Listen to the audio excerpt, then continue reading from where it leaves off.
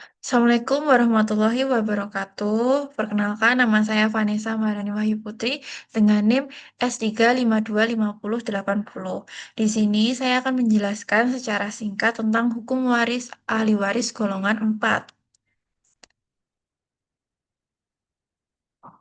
Saya awalnya akan menjelaskan tentang pendahuluan.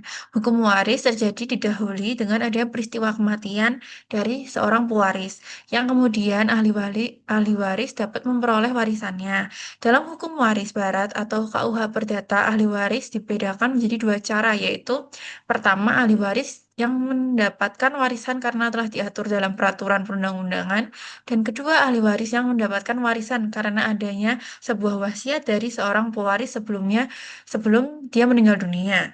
Kemudian ahli waris yang berdasarkan pada peraturan perundang-undangan didapat karena kedudukannya yang memang berhak atas warisan yang ditinggalkan, atau dapat juga karena ahli waris tersebut menggantikan posisi ahli waris. Penggantian kedudukan ahli waris ini bisa terjadi misalnya karena ahli waris di atasnya telah meninggal dunia terlebih dahulu. Dalam hukum perdata, yang berhak menjadi ahli waris antara lain keluarga sah ataupun keluarga yang berasal dari luar perkawinan, tetapi diakui oleh istri atau suami yang hidup paling lama.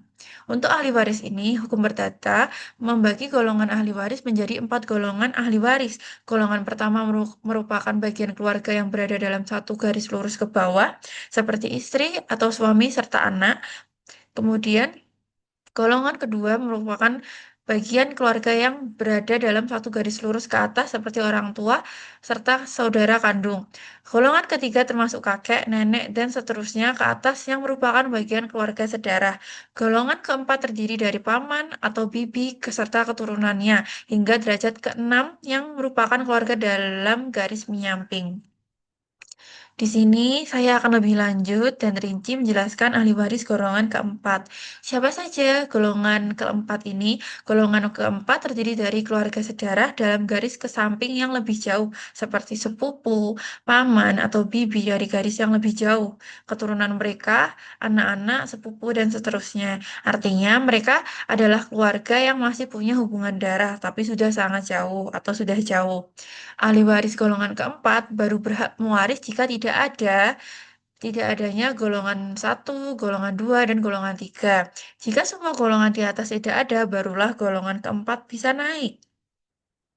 Menurut Kitab Undang-Undang Hukum Perdata atau KUHP, ada dua cara untuk mendapatkan warisan, yaitu satu sebagai ahli waris menurut undang-undang atau ab intestato, kedua karena ditunjuk dalam surat wasiat atau testamen. Ahli waris ab intestato diatur dalam pasal 832 KUHP yang menentukan bahwa yang berhak menjadi ahli waris adalah para keluarga sedarah dan suami istri yang masih hidup, sedangkan ahli waris secara testamentaire merupakan ahli waris yang ditunjuk karena surat wasiat atau testamen. Hal ini diatur dalam pasal 899 KUH. Begini adalah skema ahli waris.